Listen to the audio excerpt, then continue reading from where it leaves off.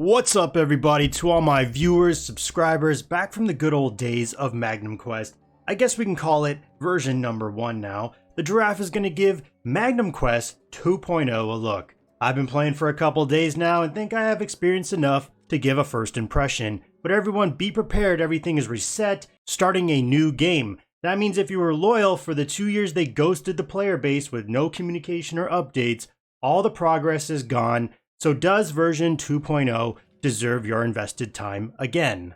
My last MQ video was at the end of January of this year, but I had already basically quit the game in the summer of 2022. I won't go into details why. If you know me, if you were a viewer of this channel, subscriber of this channel, or you were playing the game during that time, you know why. I've had quite a number of DMs asking if I would give this game another go. Well, looky, I'll try anything at least once. So let's get it.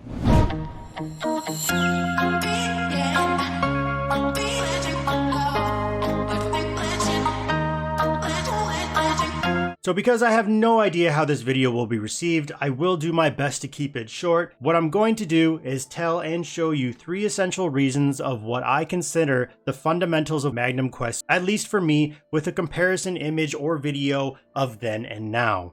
So number 1 will be the graphics. It's very hard nowadays to find a mobile idle RPG game that isn't based around cartoon 3D hero models or anime.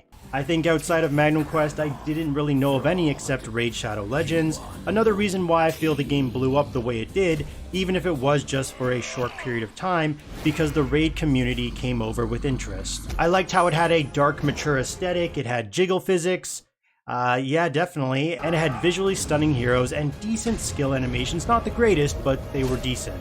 But looking over here at Magnum Quest 2.0, you can see they threw some of that out the window and now it looks like your generic cartoon 3D game. It has shiny things everywhere, acting like the crab from the Disney movie Moana. I'd rather be shiny, like a treasure from a sunken pirate wreck.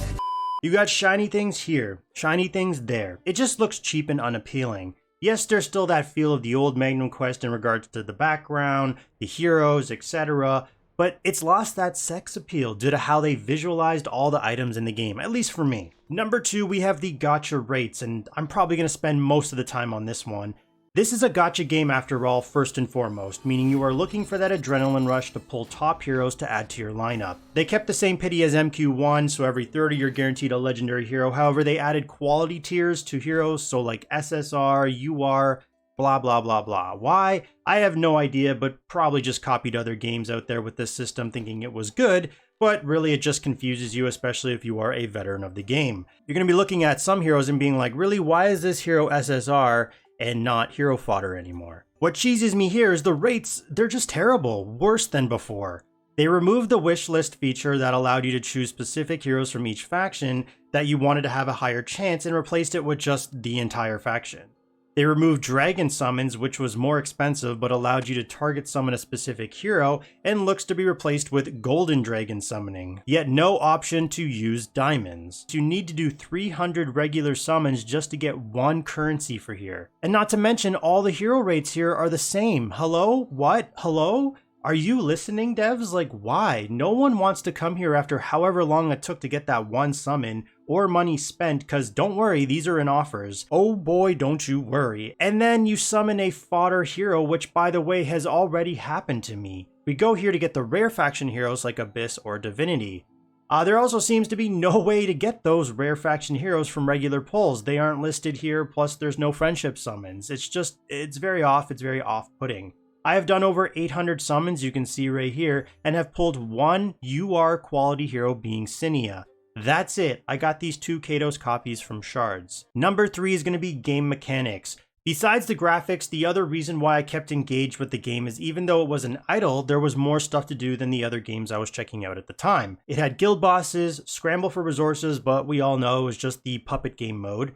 It had awakened demons, it had storyline, it had individual hero star maps, arcane cards. Then they introduced the world exploration, which was very time consuming. It had tower, it had forging gear, it had campaign, except the point is here, there was a fair amount of stuff you could do if you wanted to invest a couple hours on a random day. Fast forwarding to Magnum Quest 2.0, it's a re-released, unfinished product. This is very confusing to me. How can you take a game that was already established, yet have less features, and be absolutely more buggy when you were working on this for a year or years? They launched the game with no guilds, so scrap the whole guild bosses. They don't have faction towers, just general. They removed campaign entirely, so now world exploration is your campaign when this used to be extra content, in quotations. They removed star maps and just from the looks of it made it a general map, which leads to lack of creativity and freedom. I don't see any arcane cards anymore. Forging gear became generic. It just simply auto-enhance and refine. Like, seriously, where is everything? I know many players may not mind starting from zero, starting fresh, but the game has to warrant your time investment yet again. I put almost a dedicated year plus into this game, and right now, with my honest opinion, Magnum Quest 2.0 has somehow managed to be the inferior version, making it look like a Wish knockoff, yet be much more expensive. Is it all doom and gloom? I mean, no, it has some redeeming qualities, like there's actually a working revert feature in this game to get back your hero food in case you don't like that invested hero. This slot actually has a purpose instead of being locked for 2+ years.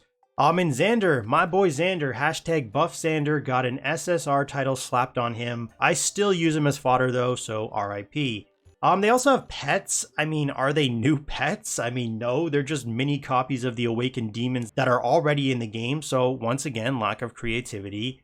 I mean, the least they could do is add in one new hero. They didn't even do that. So what is the point of this game? They launched it with Classic Arena, no 3v3, and I'm blanking on the game mode that you had to qualify from 3v3 to get into, but anyways, there's no competition. They have no guild feature, there's not even an in-game chat, so you're basically playing a single-player game. How can you convince your veteran MQ players to redo everything when you pretty much got rid of everything?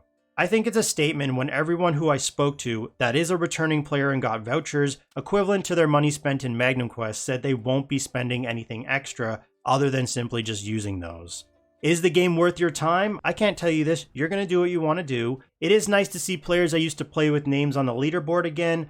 Lots of nice chats I had. If you are a completely new player, you probably will have a vastly different opinion because you don't have the perspective I have. Honestly, the deciding factor for me just to say like, whoa, no thank you, is how they redid the Ascension system.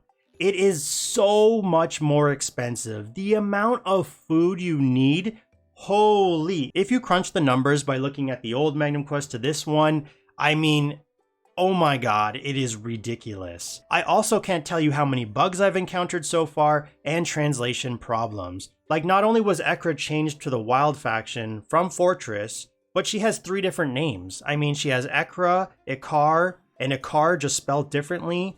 And don't even get me started on Phi. Who the is Phil? Seriously, they didn't even try. As always, thanks for watching and looking forward to these Magnum Quest comments. Cheers everyone, and it's been quite an experience to relive Magnum Quest.